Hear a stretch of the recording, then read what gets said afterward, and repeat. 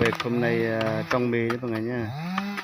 Một đứa thanh niên làng mình nó làm trong mì nhé mọi người.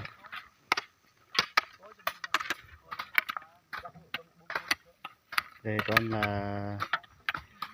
lớp 8, lớp 9, lớp 7, lớp sau cũng có hết. Để đủ hết. Mình đang ôn hút nhiều quá. Hello mọi người. Ơi, bạn ơi. Hello. Là ngồi chết rồi, tắm bùm. Lo chả tươi nhìn tắm bùm. Chết rồi, tắm chẳng bị tắm bir tak tắm bir aja. Nah, ban mang wah. Ban mang bị tắm bir nó chẳng tắm bùm. Chết.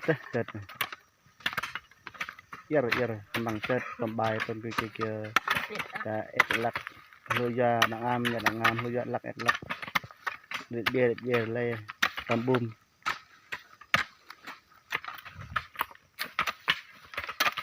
Là người chết ạ.